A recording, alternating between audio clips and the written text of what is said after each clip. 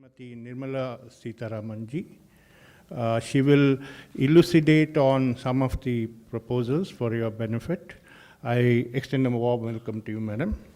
We also have with us Secretary Department of Industrial Policy and Promotion, Shri Ramesh Abhishek ji, Director General Foreign Trade, Shri A.K. Bhalla ji, Additional Secretary Department of Commerce, Shri Anup Wadhwan ji, Additional Secretary and FA Department of Commerce, Shri J.K. Daduji. So I extend a warm welcome to all of you. Friends, you know the points of order. First, the Honorable Minister will make opening remarks. Thereafter, the floor is open for questions. There are placards kept in front of you. Please raise them so that I can call the numbers, and requesting you to keep your mobiles on a switch off or silent mode. Over to the Honorable Minister. Thank you, Frank. Welcome to all of you all. I think post-budget, all of us have been following each of the ministries to understand what the budget has meant for them. And continuing with that exercise, we thought it is important for the commerce and industry to also speak on what the budget has meant and what is it that we've done in the last year.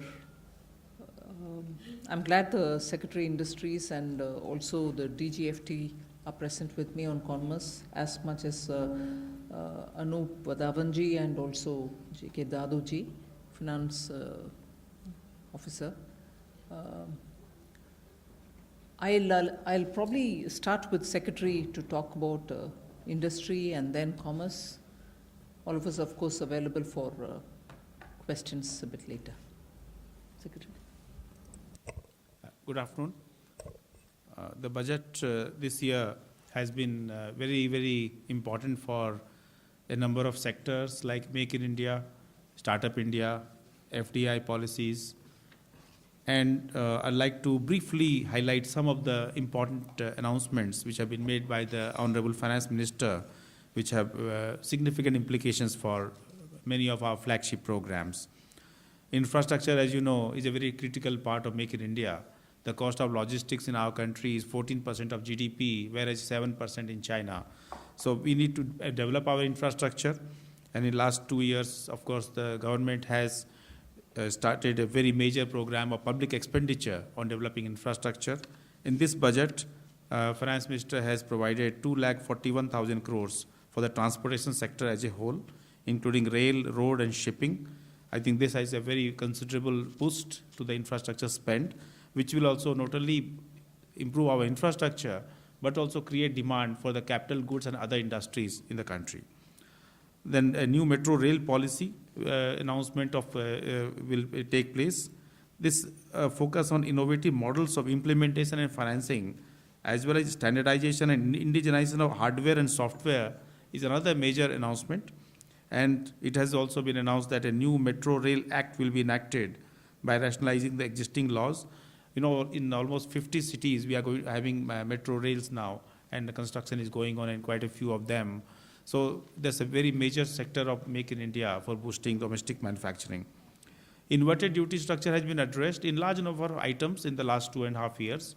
And whatever remaining, lots of them have been addressed in this year as well, especially for products under chemicals and petrochemicals, textiles, metals, and renewable energy.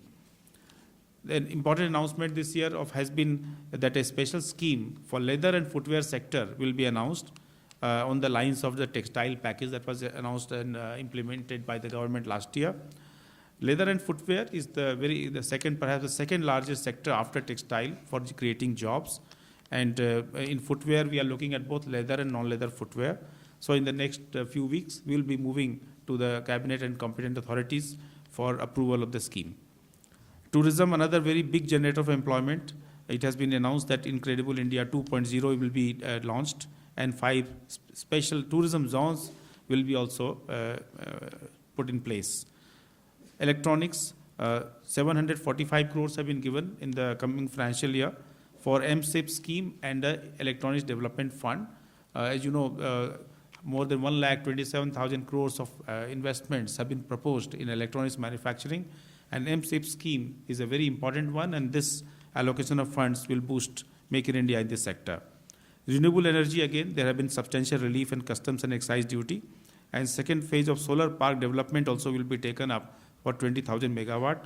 We are seeing significant interest of investors in this sector as well. Medical devices, another area where we are importing very large percentage of the medical devices, and domestic manufacturing is a very important priority for the Make in India. And the new internationally harmonized rules for regulating medical devices to be formulated. That was the announcement, which will also reduce the cost of such devices. There are other sectors also, I'm not getting into it, but they're on digitization, miniaturized postcard readers, and micro ATMs, etc. A lot of announcements have been made, which will also improve digitization in the country. The extension of MAD credit carry forward from 10 to 15 years, an important announcement again, which will help the industry. And also the announcement that MSMEs, companies with up to 50 crores of turnover will now attract a corporate tax rate of 25 is going to help this sector a lot, because it will make them more competitive. And you know that FIPB is going to be abolished as per the budget announcement, which is a very major step in ease of doing business. There has been enormous FDI interest in our country, and this year again we are seeing almost 30% jump in FDI compared to last year, which was the highest ever FDI. So this FIPB abolition again, which will happen in the next couple of months, the formal decision will be taken, again will be a big step. FM has also announced that there will be further liberalization of FDI policy. And on ease of doing business again, GST, as FM has already, Honorable Minister has announced, most of the issues have been sorted out. GST implementation during the next financial year will be a great boost to Make in India. It will reduce the cost of logistics, remove the cascading effect of taxes, provide enormous ease of doing business. And similarly, there have been a number of other announcements on ease of doing business. On startups, an important announcement was that the profit-linked exemption and deduction for startups was available for 3 out of 5 years. And we had proposed it should be done for 3 out of 7 years, which the Honorable Finance Minister has kindly agreed. And that's a very big help for startups, because not many of them make profits in the first 5 years.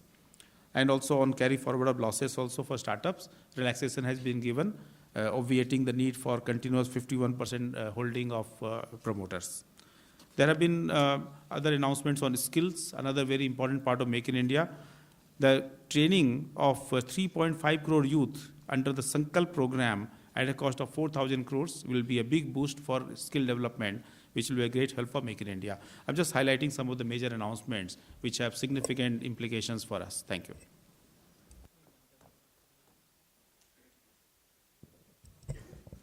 Ma'am, as far as Department of Commerce is concerned, the budget has brought in a new scheme for development of trade infrastructure. It's called TIES, and this will be implemented for development of infrastructure in the states. And GEM platform has been appreciated, and we will be further expanding the GEM platform for more activities in the government procurements.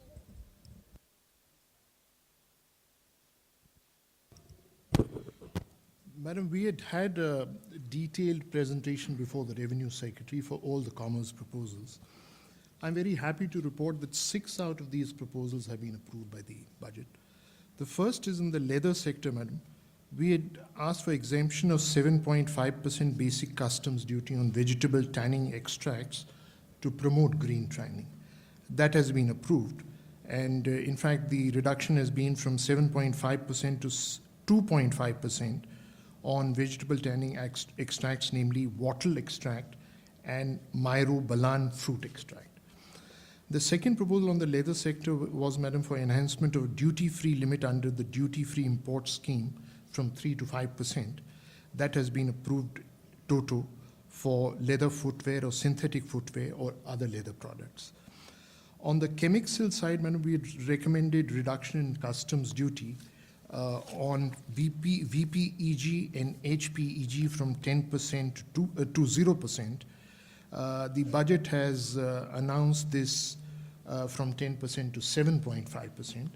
VPEG is vinyl polyethylene glycol, and HPEG is polyoxyethylene ether.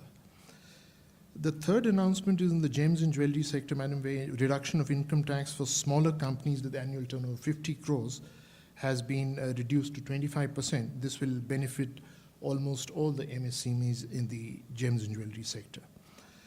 On the textile front, the nylon monofilament yarn for use in monofilament long line system for tuna fishing, we had recommended 7.5% BCD to be reduced to 5%, and this has been approved in the budget. The Stand Up India scheme, which was launched by the government in April 2016 to support Dalit, tribal and women entrepreneurs to set up greenfield enterprise and become job creators, about 16,000 new enterprises under this scheme are in activities dealing with the commerce sector, that is food processing, garments, diagnostic centers. As Secretary DIPP said, MAT carry forward for 15 years would provide some relief to the SEZ developers and units, as they'll be able to adjust the MAT credit over 15 years against the income tax that is due. On the agri side, Madam, one of the suggestions has been approved, that is cashew nut roasted, salted, or roasted and salted. The BCD, we had wanted it to be increased from 30% to 45%. That has been approved in the budget, Madam. There are several other agricultural incentives which have been provided in the budget which will help the commerce sector, especially the target for farm credit being increased to 10 lakh crores. It will provide impetus to growth in focus areas like Jammu and Kashmir and northeastern sectors of the economy. NABARD corpus to be increased by 1,900 crores for Fasal Bima Yojana. This will allow coverage to increase from 30 to 40% of the area sown in 17-18 and 50% in 18-19. Mini soil testing labs to be installed in 648 KVKs. This will allow 100% soil testing for farmers, and this would improve the quality of items produced for exports. The bill to be introduced for model contract farming law that will allow linkage of fresh fruits and vegetables with the agro-processing units. The 19,000 crore budget announcement under PMGSY will allow improvement in the rural infrastructure for agricultural exports. The reduction in tax from 30 to 25%, as already mentioned, will help not only the MSME units in the gems and jewelry sector, but also in the agricultural sector. And lastly, railways becoming part of the general budget will allow facilities for multimodal transport, which will enable movement of agri-produce from the hinterland to the exit points. Thank you. Ma'am, in addition to what has been said already, the budget has very positive implications for the services sector also, in particular for higher education. Greater autonomy for higher education institutions is envisaged. A system of accreditation and ranking is proposed. Swayam web-based active learning program for young aspiring minds is envisaged. In the area of skill development, 100 India International Skill Centers are envisaged. The Sankalp program for market-relevant skills training is envisaged. The second phase of Strive for market-relevant vocational training is envisaged. In tourism, 5 special tourism zones with SPVs are to be set up. And on the health side, supply of doctors, postgraduate doctors is proposed to be increased through additional seats. 5,000 postgraduate seats are envisaged in addition. So all these will have implications for services exports that we handle in Department of Commerce. Thank you.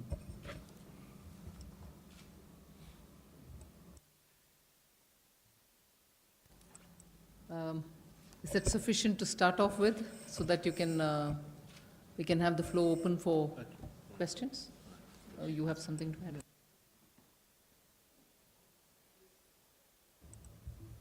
Yeah, we are ready. Let's start with 242, yes. Just two things, ma'am.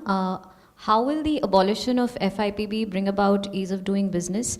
And since 90% of the FDI, more than 90% is coming through automatic route, very few sectors are left now to, what are the kind of FDI reforms that you're looking to bring now? That's a very good question to start off with, especially because you've linked it with the ease of doing business. I think the whole idea of taking the whole process of making it easier to do business in India to a logical conclusion is to wind up FIPB. Because if you look at things, first the statistics of more than 92% of all FDIs coming in are going through the automatic route. But for those which are left behind, for the rest, let's say 6 or 7%, every department to which it is aimed at have a departmental framework for it or a regulator for it. If there is an arm's distance regulator for that concerned department, that's sufficient to take care of the investment proposals which are coming in and for them to be screened. FIPB was only going to make it one more layer. So I think in keeping in line with the government's policy of maximum governance, minimum government, I think we've taken it to the logical conclusion. Now that majority of all that we are doing in investment is going through the automatic route, a superfluous layer or an additional layer in FIPB is not any longer required. Ma'am, Yeah. what more reforms, that question, FDI policy reforms? Well, at this stage, there's nothing for me to add on that. Yes, Ritu. Ma'am, my question is on FIPB only.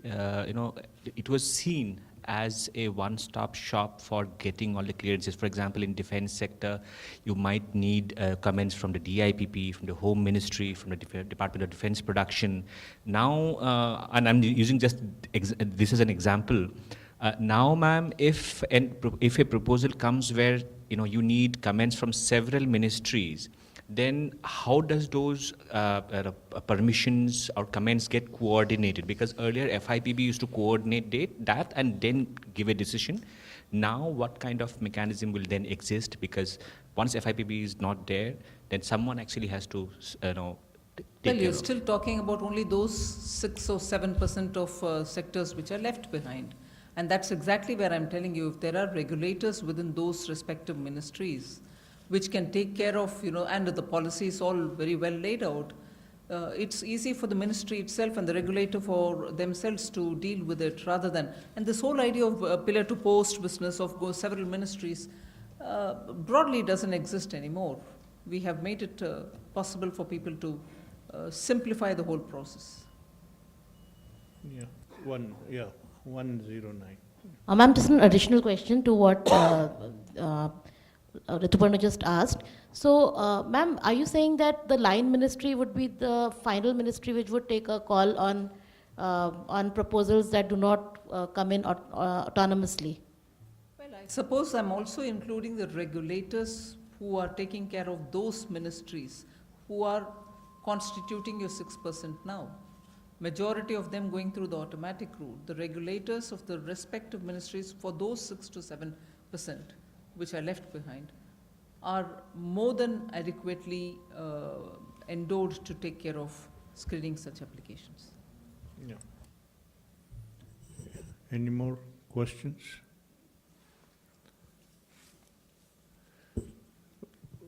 Yeah, Siddharth. This new infrastructure scheme, how is it going to be different from a side which was earlier there, and how will it work?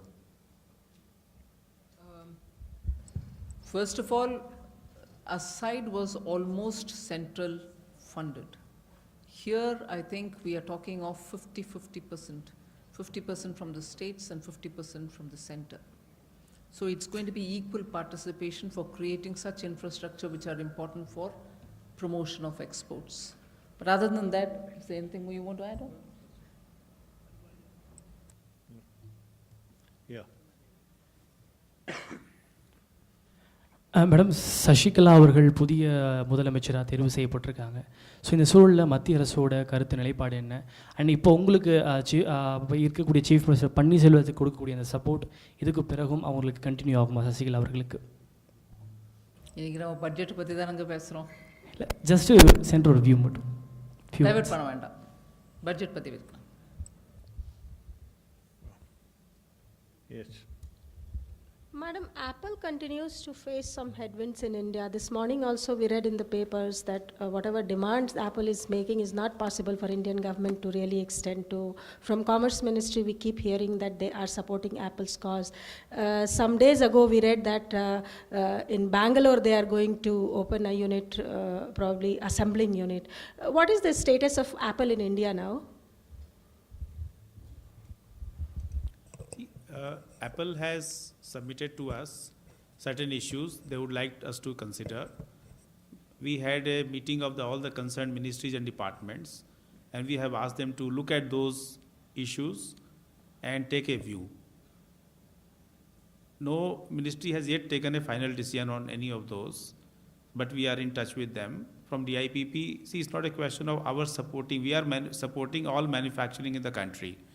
And definitely we are supporting high value manufacturing in the country, whether by company A or company B. So we would definitely like to promote this. So we are coordinating a response from all the concerned ministries and departments, but no final view has been taken yet on any of those. Yes. You mentioned you have forwarded to different departments some issues which Apple has raised. Could you specify what these issues are, and is it specific to Apple or other manufacturers also facing the same issues? See, I will not like to discuss specific issues here, but one thing is very clear that the government doesn't make any policy or doesn't take any decision for a particular company. When a decision is taken, it will be applicable for everyone. It will be good for the sector. So no company-specific decision can be taken. That's very clear. Yeah. Madam, you wanted to ask, yes.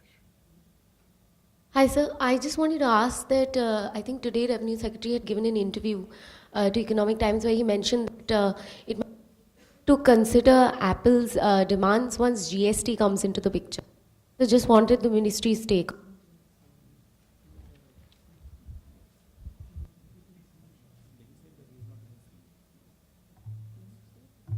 Actually, Revenue Secretary has also said what was reported, that he has not seen the exact demand of Apple because the demands, the DIPP is dealing with it. We have forwarded the request or whatever is there from Apple to the Department of Revenue also. And they have been extremely busy, as you know, in the last few weeks. So they will take a view and they will let us know. And I think if he added about when GST comes in, it will be difficult to accommodate any exceptions. This is all that is said. Yes, 295. Yeah.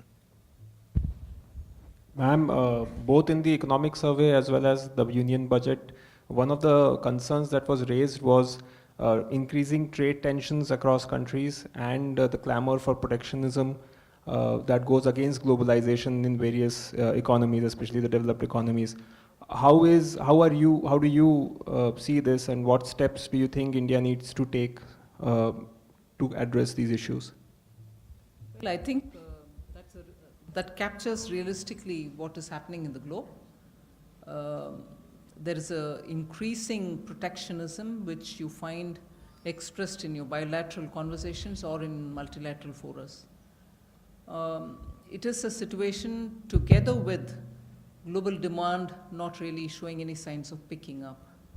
However, I must say to the credit of our exporters that they are somehow finding, even when they're finding the going tough, are able to sustain their export performance.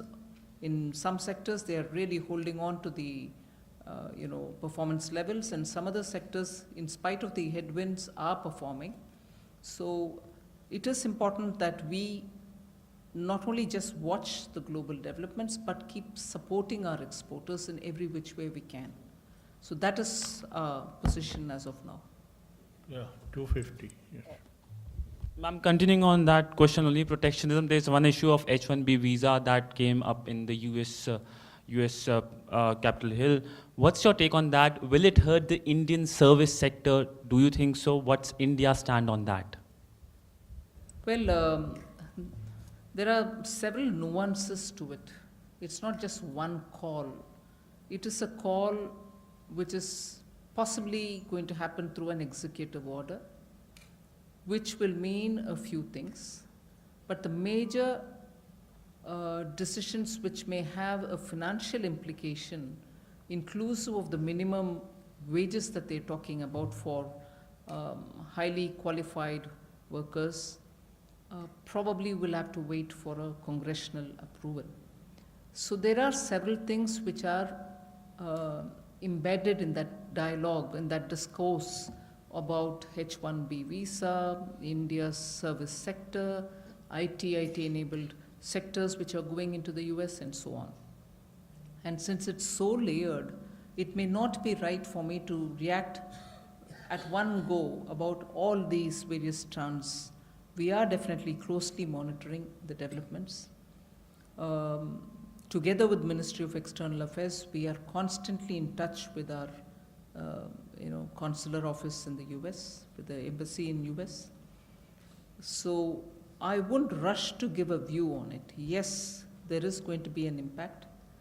We, in fact, Secretary and I were talking about it, and as soon as the Parliament session is over, this leg of it, after the 9th that is, we will be holding a meeting with the NASSCOM, with the industries which have significant presence in the US, talking to them about how they are working out in this environment. What are their strategies? What is it that the government is doing? We are going to have a clear exchange and discussion with them. So from then, I think we'll be able to have a clearer picture of where the industry is planning its own activities. In the meanwhile, I'll also be talking with External Affairs and understanding how we can take a call on this issue. Yes. Madam, you spoke about, watching the situation in terms of growing protectionism as well as supporting exporters. What forms could the support take? Because the exporters normally come immediately asking for tax SOPs or, intervention in the rupee and things like that. Would it be more of, or would you concentrate more on, improving their competitiveness, or, will it also be tax SOPs and other things which may not be very possible? Well, I think first major thing is about the interest subvention program which we launched, and that's had a great impact on the exporters. It's been utilized nearly 100%, and Mr. Dadu is here. He'll be able to tell you how every time we are literally well before the deadline voicing our concern to the finance ministry, saying it's all used up, would you please refill, would you please refill. That's the response we've had from the exporters. Banks have been very cooperative, and as a result of which we can see that after a continuous month after month fall in exports, you are seeing some bit of positive signals. I think that particular scheme will continue with great gusto. We will make sure that finance also has expressed this, and therefore I'm saying it with a confidence that there will be good support from finance, and that's one of the ways in which we want to encourage the exporters. That's one. Second, of course, we are also making sure that wherever the dialogues are on, bilateral or multilateral, we are speeding up processes to have greater access for our commodities and also for the manufactured goods. So seeking newer markets, better bilateral linkages, and through them opening up of newer markets. Simultaneously looking at how imports, through setting standards, talking to various ministries, talking to BIS, and ensuring that imports that which can be avoided, in the sense poor quality imports, substandard imports, imports which are coming and injuring our industry, will be kept at bay. So it is going to be a two-pronged approach, and we shall be very, very nimble at it. Yeah, you wanted to ask the last gentleman.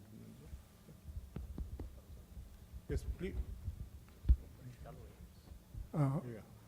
Sorry. I thought you were here. Yeah, I just, You moved it. yeah, the mic is here. Ma'am, the WTO DG will be in town on the 8th and 9th. And, the focus seems to be on, new issues like e-commerce and investment. Just wanted to know how India is taking up the outstanding issues, especially on food sovereignty, and also India's new proposal on the services trade facilitation. Thank you. You said the focus is on new issues and e-commerce. I don't know how that came to be. He's not given me any indication of... Huh? I said new issues like e-commerce Yeah, and investment. that's fine. You said the focus is going to be on e-commerce and new issues, investment and so on, but I have not been given any focus for the meeting that he's going to have with me, first thing. Second,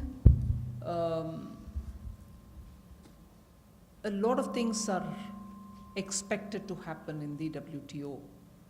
We are definitely looking at having meaningful conversation there, because this year is the year for the ministerial, which happens once in 2 years.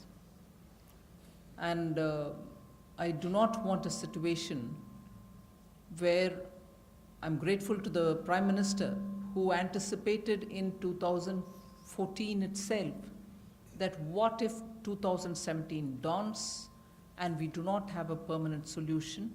We should ensure that there is a little course correction done to the Bali Agreement, as a result of which, after very intense negotiations, we were able to obtain the peace clause. You are aware of it. This year again is the year for the ministerial, and we've had a review meeting with our ambassador and her office in Geneva. Also, the matter was again discussed in detail in WTO's meeting during the WEF in Davos. We've been very clear that everything that has been agreed to in the Nairobi ministerial should be implemented. We really can't be going over to the next ministerial, which is going to happen in Argentina in 2017, without fulfilling what we have committed ourselves to in Nairobi.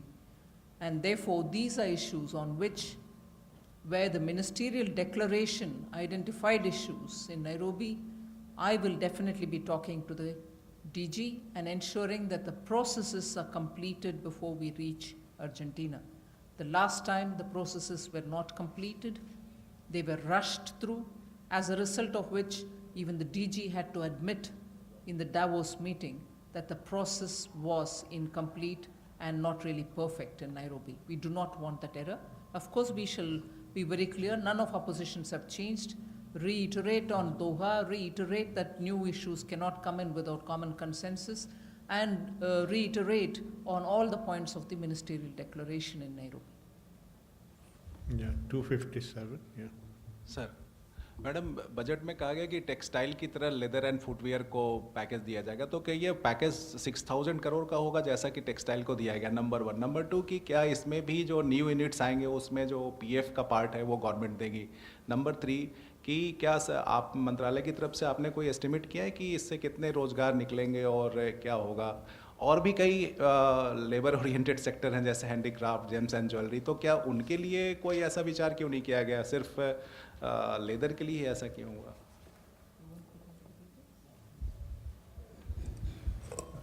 एक leather के development के लिए एक integrated leather development programme पहले से चल रहा है, तो उसमें कई एलिमेंट्स हैं। जैसे एक तो स्किल डेवलपमेंट का उसमें एलिमेंट्स है।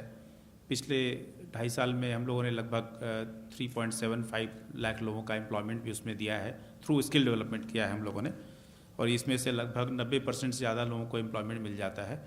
तो ये placement linked skill development programme है। इसके अलावा हम लोग नए यूनिट्स को भी एक सब्सिडी स्कीम भी है उसमें, seat common effluent treatment plants के लिए भी इसमें स्कीम है। इस तरह से इसमें कई सारे कंपोनेंट्स हैं। हम लोगों ने अभी एक अगले 3 साल के लिए हम लोगों ने एक उसका प्रोग्राम बनाए हैं हम लोग कि क्या स्कीम में होना चाहिए इस स्कीम के तहत, और उसके लिए हम लोग अभी अपना जो प्रोसेस है एक्सपेंडिचर फाइनेंस कमेटी में जाएंगे, फिर कैबिनेट में जाएंगे हम लोग। इसके अलावा भी हम लोगों ने पैकेज में और भी टेक्सटाइल पैकेज में जिस तरह से लेबर एम्प्लॉयमेंट की और बाकी सब चीज़ों की सुविधाएं दी गई हैं, उनको भी हम इसमें शामिल करने के लिए करेंगे और फिर सरकार का आदेश लेंगे। Yeah, we can take another question. Yeah, from the same gentleman. Any specific project has approved in the budget for Tamil Nadu? And one more, the reopening of Foxconn and Nokia industry is a long pending demand of Tamil Nadu government. Is there any specific announcement regarding that? Can you repeat that, sir? In leather sector? No, Any specific project approved in the budget for Tamil Nadu, and reopening of Foxconn at the Nokia Industries is a long pending demand of the Tamil Nadu government. Is there any specific announcement or approved regarding that? See, in one of the important industrial corridor projects we are taking up is the Chennai-Bengaluru corridor, where, of course, is a major, Tamil Nadu is also one of the states, along with Karnataka and Andhra Pradesh. There was an announcement in this particular budget as such, but you may have heard that in December, government had approved setting up of this National Industrial Corridor Development Authority, and in that authority, we had the first meeting recently of the committee, and we have approved, recommended, and that will be put up to the government, that this Chennai-Bengaluru Industrial Corridor should be approved. So Tamil Nadu is also one of them. And there are, of course... There is a node in Tamil Nadu, Yeah. Ponneri. Ponneri node is there in Tamil Nadu, which will be taken up for development under the Industrial Corridor project. But more importantly, no particular state's name has been taken in the budget. So Tamil Nadu's name also has not been taken.